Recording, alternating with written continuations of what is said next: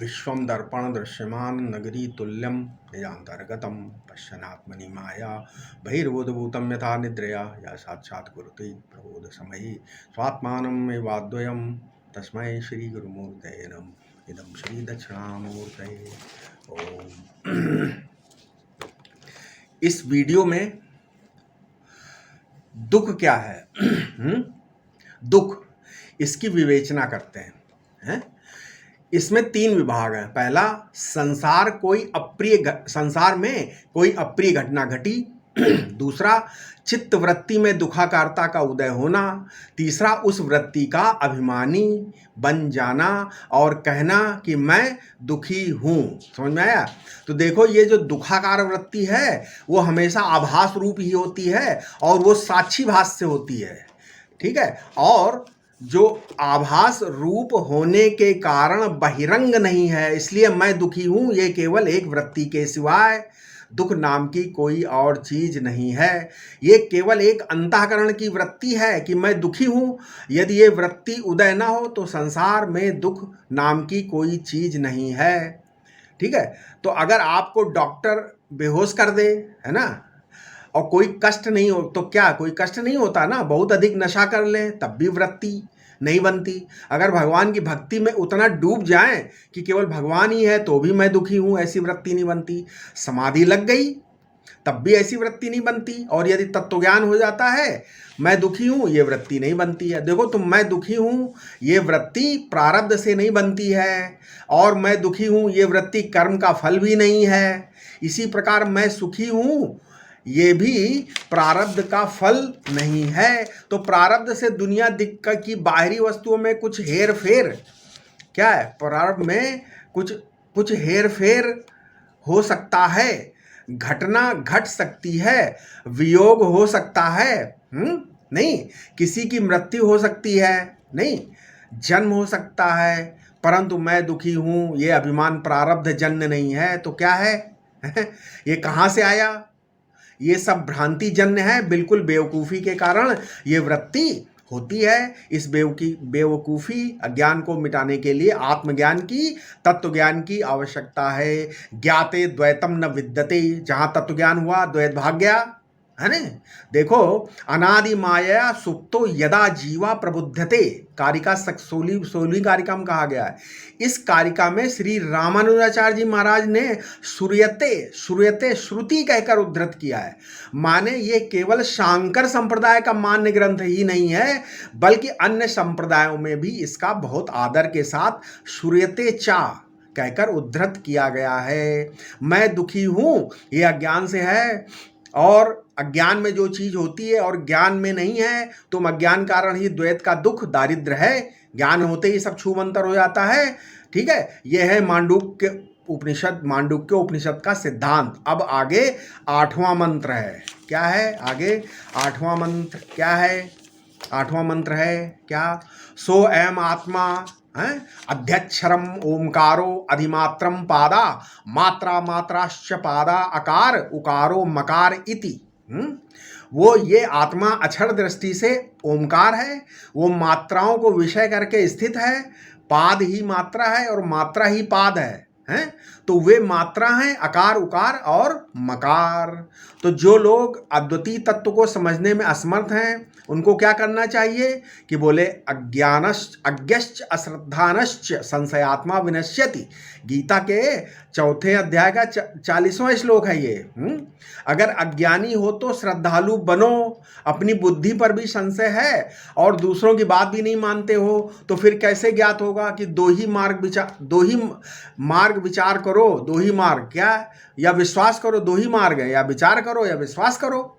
अगर विश्वास है तो उपनिषद कहती है आओ इस ओम के बारे में विचार करें, हैं?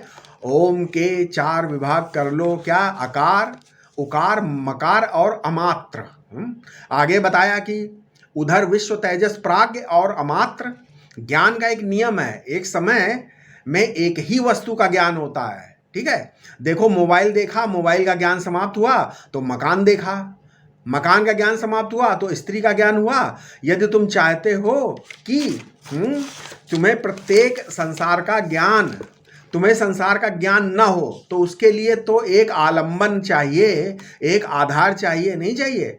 और तो ये वेदांत शास्त्र आपको आपका स्वरूप समझाता है, ये कोई नया साधन नहीं बताता है। ये वेदांत ना तो आचार शास्त्र है, ना साधना शास्त्र है, ये तो तत्व का प्रतिपादन करता है। तुम जैसे हो उसे वैसे ही ठीक समझ लो। वेदांत ये नहीं बताता कि वैराग्य करो। वेदांत कहता है कि वैराग्य तुम्हारे भीतर है, बस तुम समझ लो इसे। तुम्हारे राग वाले पदार्थ तो चले जाते हैं, लेकिन तुम बने रहते हो। अतः वैराग्य तो तुम्हारा स्वरूप ही है। अपनी असंगता को जानना है, अपने को देह मत समझो, अपने को विश्व समझो, अपने को एक अंतःकरण का अभिमानी मत समझो, बल्कि समष्टि अंतःकरण का अभिमानी समझो, है ना। और जब अंतःकरण सुषुप्ति में लीन होगा तब प्राज्ञ ईश्वर को समझो। समझ में आया?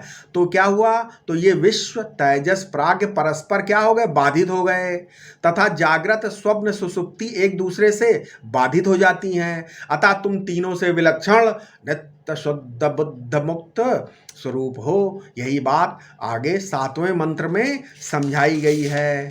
ठीक है। तो बिना नाम के किसी वस्तु का स्मरण नहीं होता। इसी प्रकार विश्व के स्मरण के लिए आ, तेजस के स्मरण के लिए उ, तथा प्राग के स्मरण के लिए माँ, ये नाम बना लो। और ये तीनों माया मात्र हैं, और तुरीय निर्वाण है, अमात्र है। जैसे तुरीय तत्व माया रहित है, वैसे ही यहाँ चौथा अमात्र है, जो फोर्थ अमात्र है।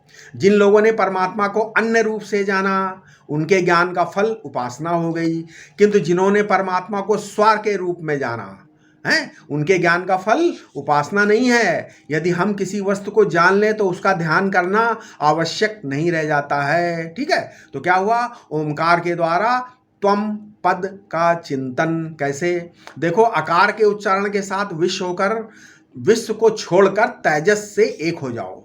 ठीक है। मतलब क्या बोला हमने? आकार के उच्चारण के साथ विश्व को छोड़कर तेजस से एक हो जाओ, उकार के उच्चारण के साथ तेजस को छोड़कर प्राग से एक हो जाओ, और मकार के अनुस्वार की ध्वनि समाप्त होने पर अमात्र में तुरी में स्थित होकर प्राग को भी छोड़ दो। इस प्रकार ये त्वम पद के चिंतन की प्रणाली है।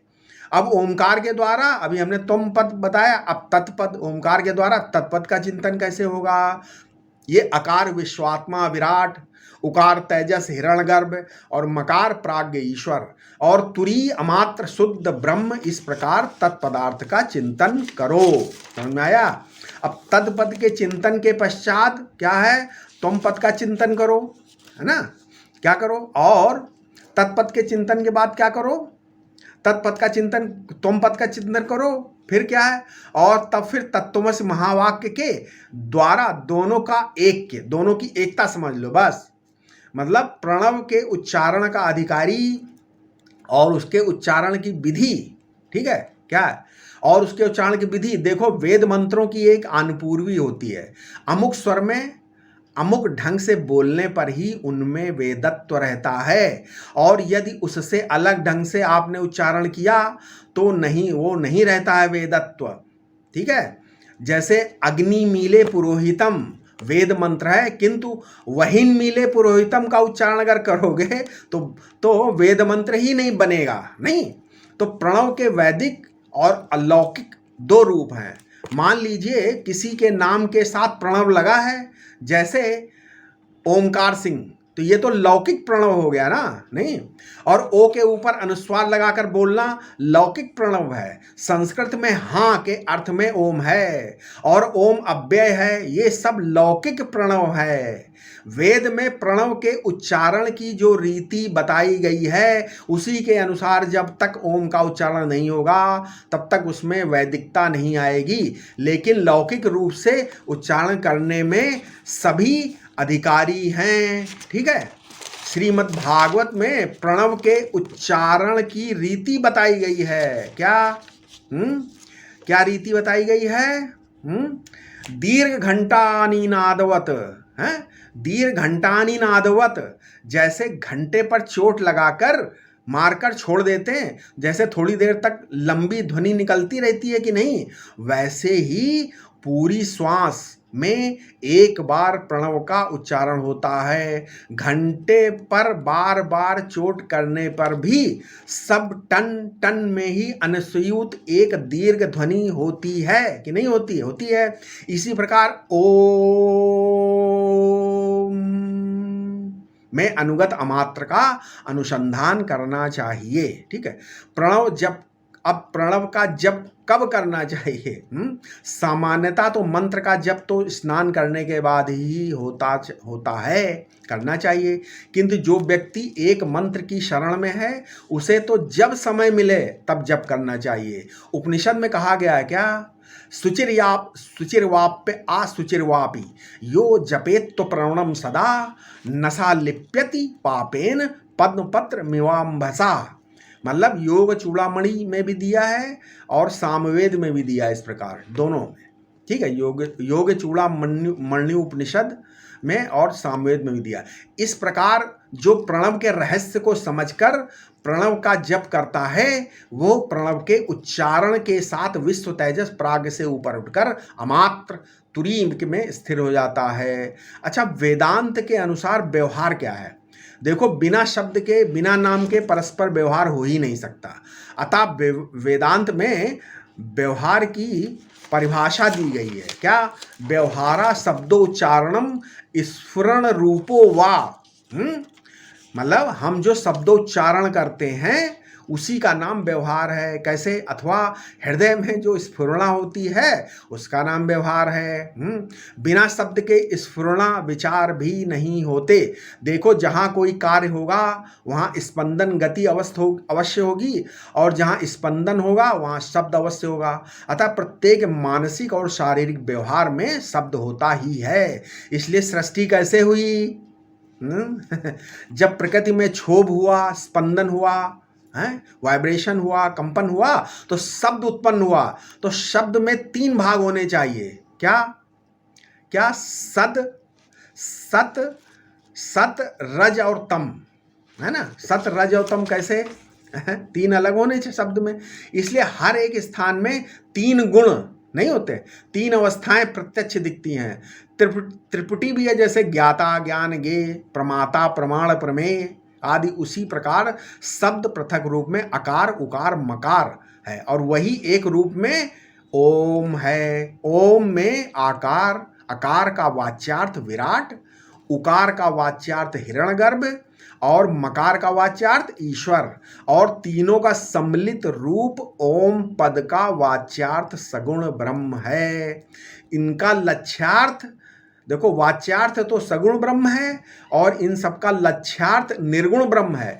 लक्ष्यार्थ निकालने की आवश्यकता तब पड़ती है जब महावाक्य के 80 पद का तात्पर्य निश्चय करना होता है। अब आगे के मंत्रों में उनके उच्चारण के महत्व का वर्णन है। ठीक है, उसके आगे हम अपने अगले वीडियो में बताएंगे। ठीक है। ओम शांति शांति शांति।